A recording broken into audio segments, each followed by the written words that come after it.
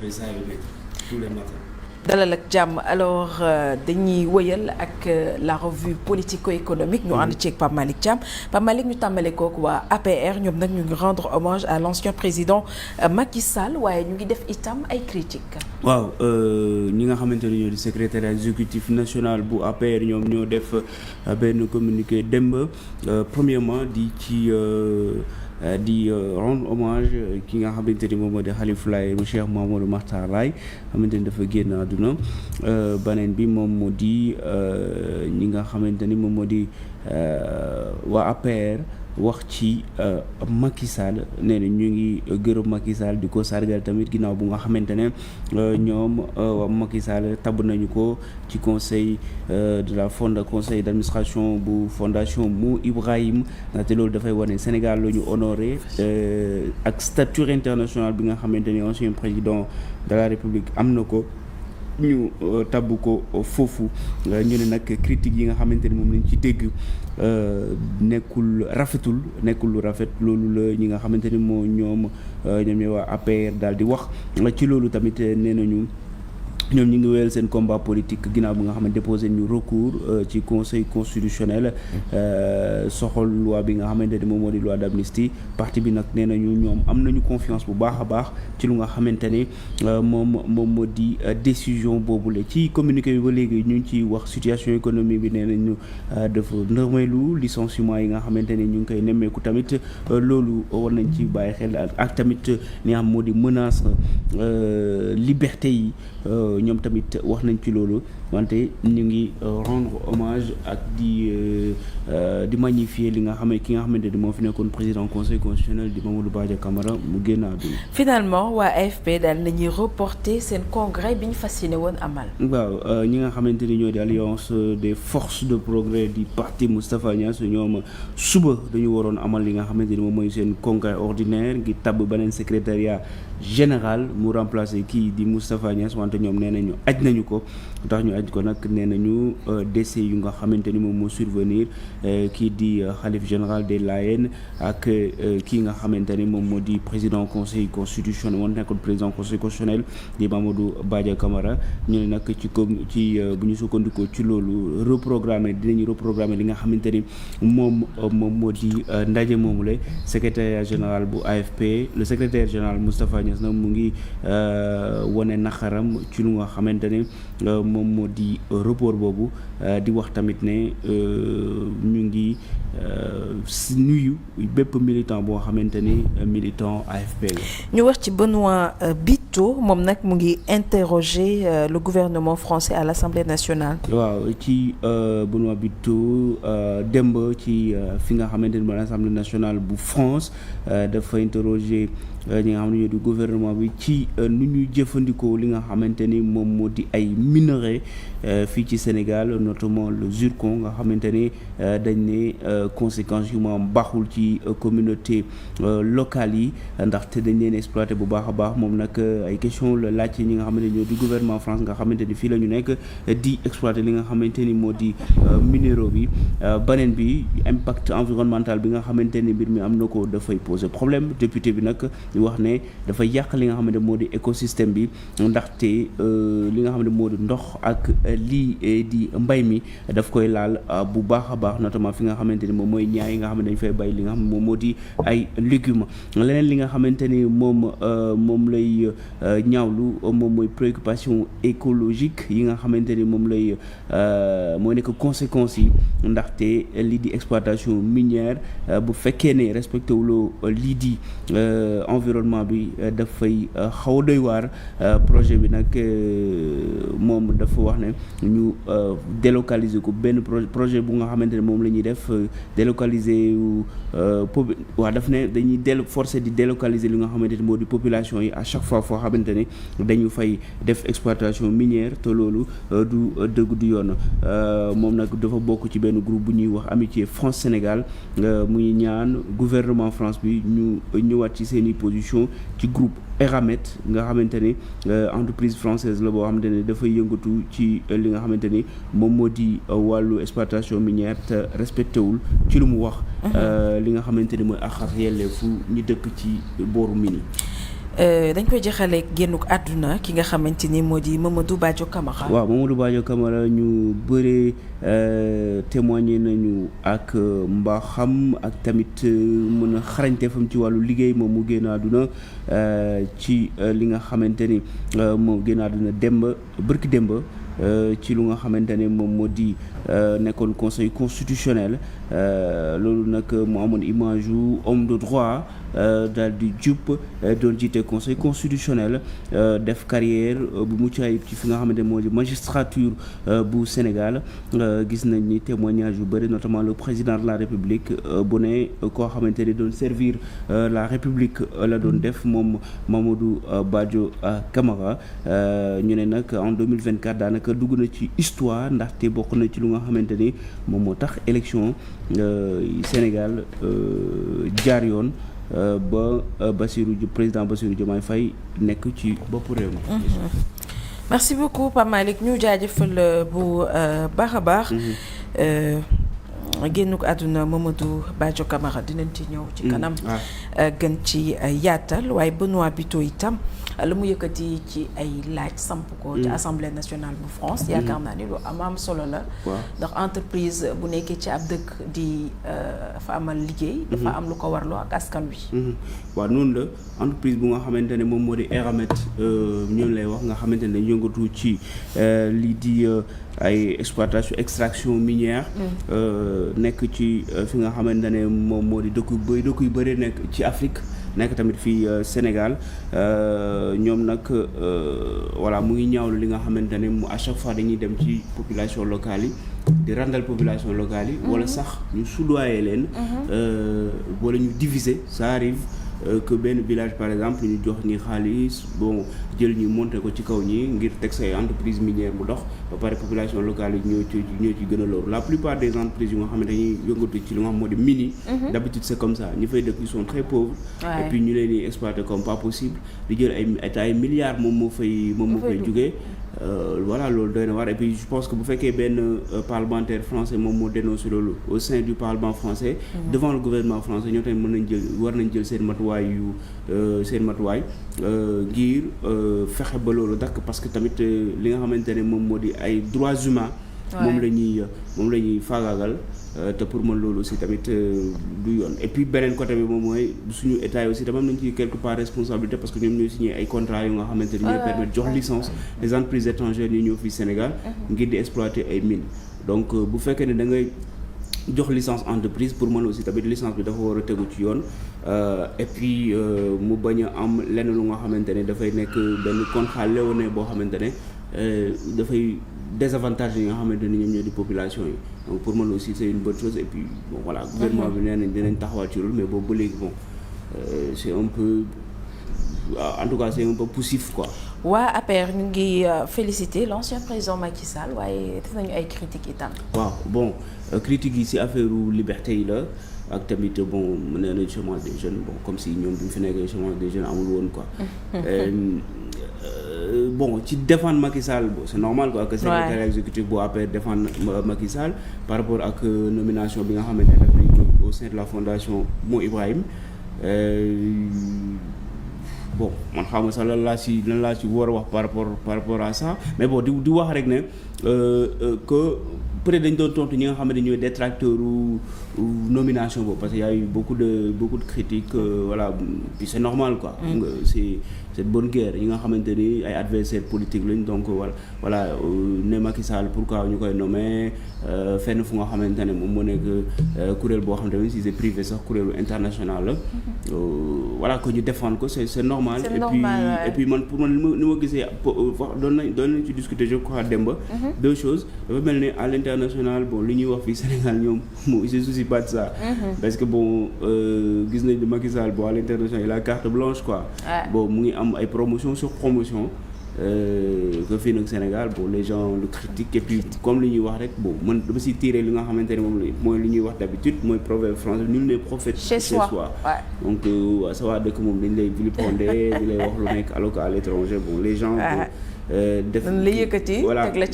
teg la ci kaw comme si def la démocrate et tout mais boo xoolee quand même 12 ans yu mu dirigé am nay dérives il faut le reconnaître il y a eu des dérives mais quand même bon il s'en est plutôt pas mal sorti. Parce que il a beaucoup fait aussi. doon na gën a pour man doon na gën a dramatique. doon na gën a ñaaw. Voilà, doon na gën a dramatique parce que bon yaay diggante 2021 on ne cesse pas de dire ça. On n'arrête pas de le dire, mais diggante 2021 ba 2024 il y a eu beaucoup de dérives yu nga xamante ne xew na fi. Et puis aussi il y a beaucoup de gens qui sont enrichis si lu nga xamante moom moo di nguuram te loolu aussi tamit bon bien que responsabilité mënuñu ko imputer directement. Mais quand même bon si gouvernance am la xewee loolu tamit bon benn bilan boo xamante ne moom la ci teel peut-être un jour dina ñëw bon on va faire le bilan de ces 12 ans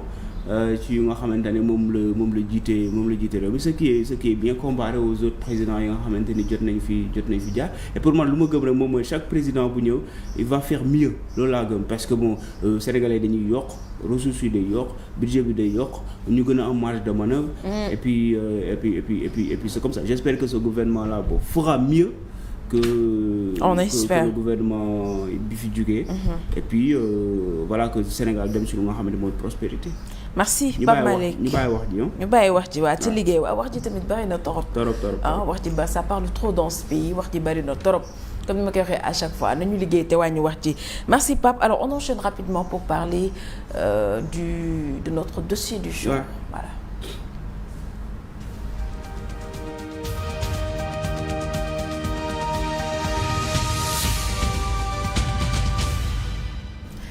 De retour sur le plateau matinal Allô Sénégal du moom Moubarak à toutes et à tous tey nag mooy numéro bu mujj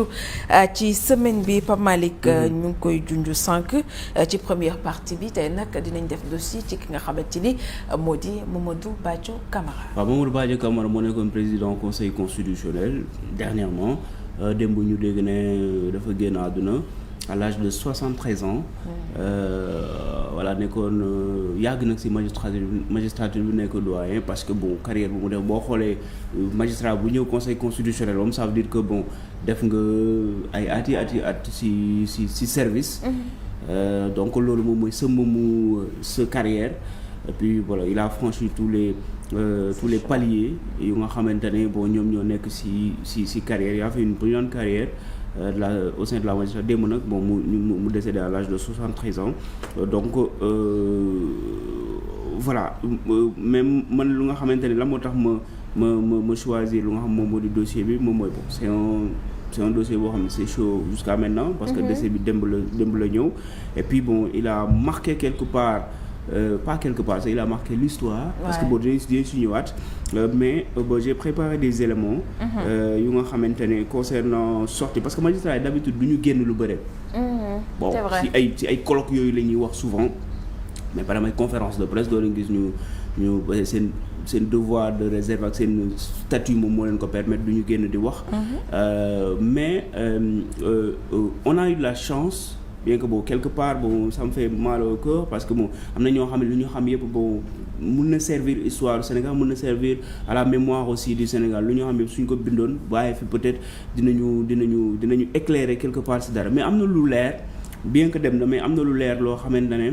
et puis on a eu de la chance même parce que le 3 octobre 2024 mooy 6 mois après l'arrivée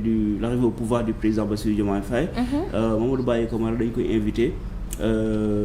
invité fi nga xamante ne moom moo di Paris conseil constitutionnel bu Paris bu France moom moo ko invité travers son président Laurent Fabius pour ñu wax ci lu nga xamante nuit des droits la ñu ko tuddee pour ñu wax ci lu nga xamante ne mooy état de droit démocratie constitution et cetera donc mu doon def parce que bon il y avait beaucoup de personnalités dans le monde ñoo xamante ni ci droit la ñuy yëngatu wala ci affaire liberté moom dañ koy invité woon mu ñëw ci tribune bi mu jaaxaala benn journaliste un journaliste très connu là-bas Thomas Soto mu posé ko ay question benn bi bon j'ai préparé des extraits benn bi dañ ko posé question ci lu nga xamante ne moom moo di ay comment dire rôle du conseil constitutionnel ci troisième mandat Macky Sall parce qu'il y a eu beaucoup de bruit à l'époque Macky Sall dafa bëgg def troisième mandat et tout à la fin Macky Sall def lu nga xam moo di discours à la nation wax ne renoncé na à sa troisième candidature et puis on comprend Macky Sall bu muy def discours boobu noonu mooy 3 février 2023 la woon mu def comment dire discours bi mu ne renoncé na non 2024 mu ne 3 février 2024 mu def discours bi ne renoncé na à sa candidature mais lu mu si wax moom moo di amul na possibilité def troisième mandat. Je sais pas si vous vous souvenez loolu. waaw bien sûr ñu dem déglu Mamadou Badio Camara. la moo nekkoon réponse am ci loolu. Est-ce que le Conseil constitutionnel sénégalais que vous présidez a dû intervenir, et si oui, de quelle manière, pour faire respecter le droit, faire respecter la Constitution? Disons que il y a eu une demande d'avis sur l'éventualité d'un troisième mandat. L'avis a été donné très rapidement, très vite, sur l'impossibilité de briguer un troisième mandat compte tenu de la disposition constitutionnelle qui règle le problème et vu le fait que le président venait d'exercer 2 mandats consécutifs. Ça a peut-être influé sur la décision de renoncer à cette tentative de troisième mandat. moom moo di Macky Sall dafa demandé woon avis conseil constitutionnel à l'insu tout le monde kenn xamul woon. Bon à la fin sax peut-être dinaa def benn réflexion par rapport à ça et puis pour mën avis yi nga xam conseil constitutionnel lu joxe dafa war a public pour ñu xam quoi. parce que les Sénégalais n'étaient pas au courant de ça. mais après yëg nañ ko voilà. mais moom wax na ko bon am na ñeneen ñu ko wax mais bon c'était pas public. mais am na ñoo xamante ni bon ak seen i sources seen proximité wax nañu ko mais moom publiquement ne Macky Sall demandé na avis bi très vite joxe nañu ko ne Macky Sall amul conseil constitutionnel ni amul possibilité def troisième mandat. donc loolu ne mu ne Macky Sall le fait que mu def ne mu génne ne def am du def troisième mandat loolu tamit influé na ci décision bi bien que Macky Sall waxu ko parce que muy def discours bi de renoncement bi kenn xamul woon ne sollicité na conseil constitutionnel ne ko amuloo droit def troisième mandat même à l'époque sax y avait des gens yu nga xam boo des mauvais ñoo xam ay mauvaise foi lañ doon génne ne Macky Sall demandé na avis conseil constitutionnel ne ko am nga droit def troisième mandat moom il a confirmé que avis jox nañ ko avis bu défavorable la donc ci même tribune bi tamit wax na ci lu nga xamante ne moom moo di pression yi nga xamante ne moom la membre conseil constitutionnel yi doon subir à l'époque bon ñu dégluwaat ko. Est-ce que vous avez eu à subir des pressions? Est-ce qu'il y a eu des tensions? Il y a eu beaucoup de tensions. Il y a eu beaucoup de pression. Bon, c'est peut-être un peu normal, puisque c'est une élection présidentielle. Les enjeux sont très importants et les politiques peuvent être féroces avec tout ce qui peut contredire ou contrecarrer leur projet. Mais on a fait l'effort d'exercer notre métier de la manière la plus conforme à la Constitution du Sénégal et aux lois électorales du Sénégal. Bon am na ay pression yu bëre mais bon le droit moom moo primé constitution moom moo primé à travers décision yi nga xamante ne rendre nañ ko. macha allah yal na ko yàlla yërëm te xaare ko aljana. Alors il a marqué l'histoire du Sénégal. Bon je disais sànq wax naa ko il a marqué l'histoire lan moo tax moom moo di pour man conseil constitutionnel bi ñu ko tegee en 92 ba nii moom mooy décision conseil constitutionnel bu 15 février 2024. C'est la plus grande décision boo xamante ni Sénégal bu ñu existé wala kenn mësu ko jël. Parce que c'était la première fois hier je racontais ça. Que c'était la première fois que conseil constitutionnel jël décision boo xamante ne dafa tenir compte ci lu nga xamante ne moom mooy les réalités sociales ak politiques avant doon woon am. Avant lu doon am moom mooy conseil constitutionnel daf doon rabattre ci lu nga xam ne moom mooy que le droit. Que le droit. moom moo di li nga xamante ne moom moo di comment dire la lettre mooy lu moom la ñu bind ci loolu kase mais bii nii conseil constitutionnel dafa rabattre ci l'esprit et la lettre genre jël décision ne ki nga xamante ne mooy Macky Sall reporter élection yi mu def. amul droit reporter ko amul droit di wàññi tamit mandat ne élection yi nañ koy organiser meilleur délai sax la ñu tuddee woon à l'époque loolu moo nekkoon ci décision bi nañ ko organiser meilleur délai mais nag bon mën nañu wax crédit bi boo ko jëlee teg ko ci kawam bon mën nañu ko teg ci kawam parce que décision collégiale la ko conseil constitutionnel su jël décision ce sont les sages les 7 sages ñoom ñooy réunir ngir jël décision mais moom moo doon présider lu nga xamante ne moom moo di conseil constitutionnel bu fekkoon dara dafa nekk quoi tamit moom mooy assumé parce que c'est lui le président donc pour man décision boobu c'est une décision très importante comme ni mu ko waxee parce que c'est une décision à la fois juridique ak politique te pour man jurisprudence la boo xamante ne dafa dina marquer conseil constitutionnel bu ñu joxee conseil constitutionnel décision bu ñu ko defee recours ñu rabattre ci lu nga xam ne moom mooy sur des questions politiques parce que à l'époque su fekkoon conseil constitutionnel dafa rendre décision parce que opposition bi ñoo defoon recours ne Macky Sall amul droit reporter élection yi bu fekkoon conseil constitutionnel daf ne bon bu ñu xoolee ci droit rek bon ak li nga xamante ni parce que Macky Sall dafa invoqué woon ne crise am na entre ñi nga xam ne conseil constitutionnel assemblée nationale et tout et cetera bon ce qui était fou totalement on le sait mais su fekkoon dañu tenir compte ci loolu rek mën nañu wax ni conseil constitutionnel ci affaire droit rek la tënk mais boobu noonu dafa analyser lu nga xam moo di situation politique tension bi nga xam ne moo fi amoon parce que bon y avait eu des morts et cetera su fekkoon ne dafa ne Macky Sall am na droit reporter élection et puis élection yi lu ci gën a grave mooy dañu ko reporter ba le 15 décembre genre presque une année de plus xam nga donc loolu nekkoon lu nga xamante ne lu grave assemblée nationale jëloon décision bi mu ne conseil constitutionnel mu ne kii président nañu organiser élection dans les meilleurs délais après par la suite bu mu defee décision boobu ça c'était le 15 février le 7 mars tamit defaat nañ beneen comment ça s'appelle beneen décision parce que Macky Sall dañuy organiser meilleur délai Macky Sall réagirul opposition bi defaat beneen recours wax conseil constitutionnel su fekkee Macky Sall jàppul délai yow nga jàpp délai conseil constitutionnel jàpp délai le 31 mars élection yi nga xam ne le 24 mars la woon 31 mars lañ ko jàpp Macky Sall nag ci conseil des ministres bi nga xamante ne moom moo waroon ñëw après ci la def élection yi le 24 loolu moo tax léegi nag mu conformé wu ak li nga xam moom la conseil constitutionnel heureusement en tout cas mu conformé wu ak li nga xam ne loolu la conseil constitutionnel wax et puis ce qui était bien conseil constitutionnel taxaw na taxawaay bu nga xamante ne moo régulateur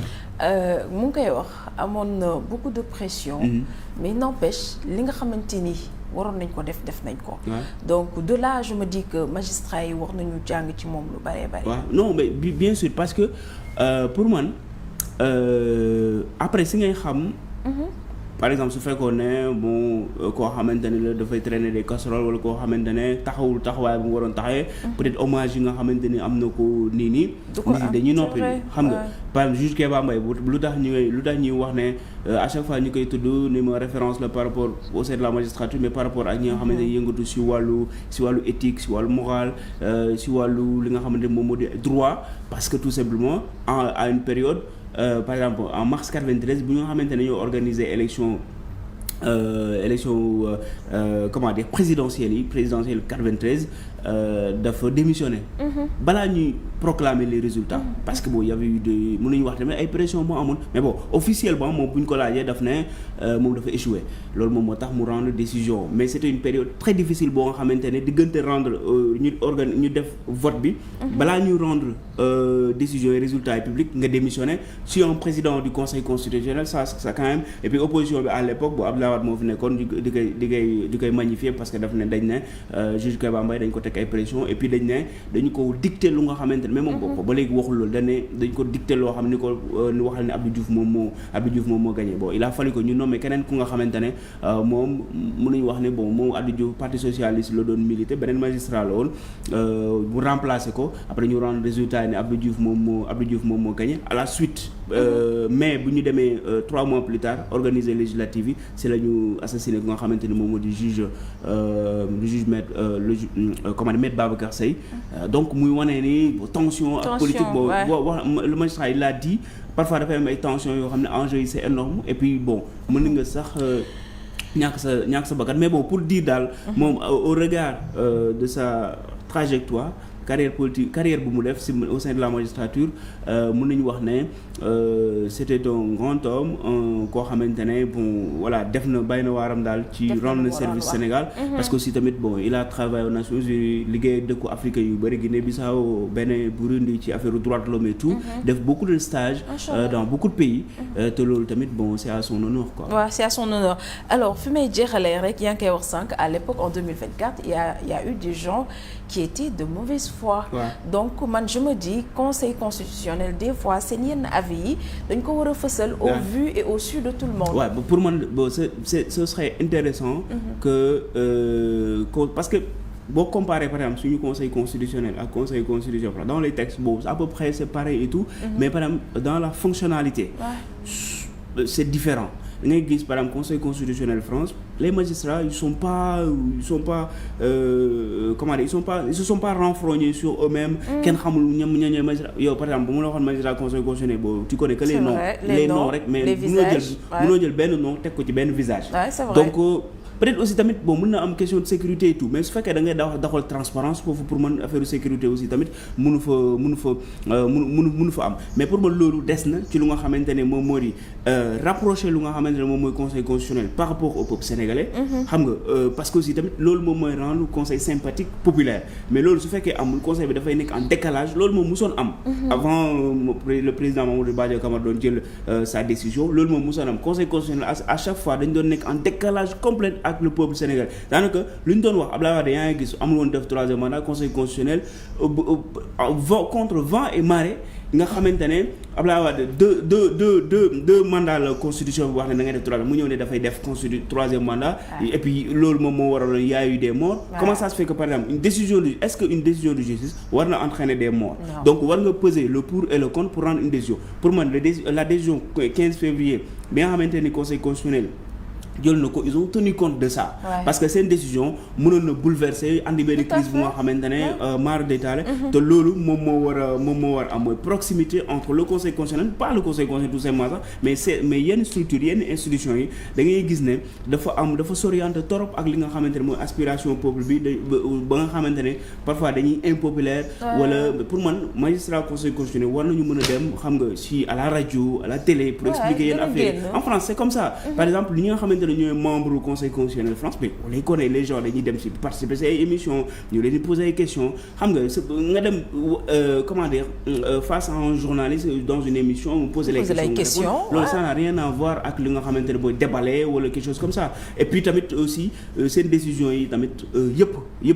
décision bu ñu mën di rendre ñu fësal ko que soit mu nekk avis yi nga xam parce que maa doon joxe allusion tout à l'heure avis bi nga xamante ne président Macky Sall laaj na ko conseil constitutionnel personne n'était au courant te ñoom répondre nañ ko personne n'était au courant ba nga xamante ni te loolu mën na andi woon na sax désinformation parce que y a des gens yu nga xamante doon wax naan Macky Sall il a demandé avis au conseil constitutionnel mais conseil constitutionnel nee na ko war nga def troisième mandat yaa ngi gis loolu lu mën a andi te conseil constitutionnel ñoom xam nañ ni rendre nañ décision bu défavorable mais ils n'ont pas communiqué sur ça donc voilà pour man am na ay yoo xamante ni c'est à améliorer ci lu nga xamante ne moom moo di membre yi nga xamante ne ñoo nekk conseil constitutionnel. dans la pratique et puis voilà bon bien que bon on peut le dire. mais ki nga xamante ne Mamadou Badio Camara bon il a fait une brillante carrière mais aussi il a subi beaucoup de critiques ci lu nga xamante ne surtout bu nekkee Cour suprême parce que nekkoon na premier président Cour suprême secrétaire ensuite président parce que moom aussi tamit dafa nekkoon xam nga magistrat yi 65 ans la ñuy dem à la retraite. moom amoon na plus de 65 ans 67 ans la amoon après bon par la suite lañ ko jëlee Cour suprême yóbbu ko fi nga xamante ne moom moo di conseil constitutionnel te nekk conseil constitutionnel moom mooy ultime sacre bu ultime ci carrière seen carrière magistrat machallah en tout cas c'était un grand homme un grand intellectuel qui a marqué l'histoire du Sénégal à travers liggéey bu rafet bu nga xamante ni def na ko que son âme repose en paix alors Pape ma bàyyi la nga def sa conclusion ci dossier bi nga defee ñu tëj. bon lu may conclure moom moo di def lu baax liggéeyal sa réew dafa baax parce que en fait il faut peut-être penser à la mémoire parce que loolu lu am solo la imaginez par exemple moom mu ne report bu nga xamante ne Macky Sall def na ko bon c'est acté fësaloon ko itam. Bien qu'encore une fois conseil constitutionnel bon voilà c'est un conseil comme on dit donc décision bi nekkul benn nit rek ñoom ñoo ko jël mais moom c'est la personne morale en fait de l'institution donc loolu aussi tamit il faut que ñi nga xamante ni ñoom ñooy décider ci dëkk bi nu muy doxee surtout histoire daf leen di retenir ñu jël de bonnes décisions. Ouais, c'est important. Et puis bañ ci xool ay intérêts yu nga xamante ne moo nekk de gauche à droite. wala bañ a xool pression yi. Voilà exactement xool ci rek li nga xamante ne moom mooy seen conviction. parce que loolu lu am solo pour man seeni principe say conviction nga koy doxalee loolu ak quel que soit lu mënti am loolu c'est important et puis loolu moom moo tax ngay am ay témoignages yu nga xamante ne moom la ñuy defal ki nga xamante ne moom mooy Mamadou Badio Camara ancien président conseil constitutionnel et puis li nga xamante ne moom mooy le 2 avril bi président Bassirou Diomaye Faye doon prêter serment mooy yëkkati foofu tamit mooy am solo la ils ont reçu beaucoup de pression et cetera beaucoup de diabolisation mais conseil constitutionnel def nañ ko à ce que mu grandir. Ouais. Et puis pour man loolu moom moo gën a am solo renforcer lu nga xamante ne moom moo di conseil constitutionnel. Ba nga xamante ne comme li mu doon wax tout à l'heure mu am proximité entre ñoom ak ñi nga xamante ne ñooy peuple sénégalais. Ouais. Parce que bon pour man distance bi bon amul sens trop. C'est ça pour man loolu dañ ko acquis la boo xamante ne war nañ ci mën dem beneen bi moom mooy bon 10 heures foofu lay dinañu def levée du corps à 10 heures xam naa bon y aura des magistrats des avocats fait bon toute la corporation judiciaire dinañu fa nekk à l'hôpital principal pour comment dire rendre un dernier hommage. Voilà. Peut-être le président il peut être présent. Possible. Donc voilà ça. Bon, de toute façon il y aura des représentants du gouvernement, ça c'est sûr. Ouais. Donc nous aussi on lui rend hommage et puis voilà fierté la woon daal pour mu servir ñi nga xamante ni ñoom ñoo di sénégalais comme on dit. Il est parti mais il a laissé derrière lui lu nga xamante ni moo di de bons souvenirs ak lu nga xamante ni comme on dit un bon travail un beau travail. Macha allah bu fi defoon leneen tamit noonu la réaction yi di doon mais li mu fi bàyyi moo rafet. Merci Pape, ça a été un plaisir. Ouais. On se donne rendez-vous à lundi. Inch'Allah. Je te souhaite de passer un excellent week-end. Ouais, on te retrouve dans la mi-journée aussi. Mi-journée aujourd'hui oui. C'est à 10h donc okay. Il y aura en direct. ci lu nga xamante ne moom mooy levée du corps donc loolu moom moo tax jox rendez-vous téléspectateurs yi ba lundi. Inch'Allah. Merci beaucoup en tout cas jaajëfal leen yéen ñu doon topp depuis juróom-ñaari waxtu ba léegi waaye jaajëfal aussi à toute l'équipe de la matinale Charline Grégoire Kadior Ousmane Amadou sunu invité yi fi jaar durant toute la semaine mais mention spéciale à Ousseynou au niveau de la régie merci beaucoup jox leen dig daje ba altine inchallah ci matinale bi d'ici là portez-vous bien et passez week-end bu neex sur les antennes de la 7TV.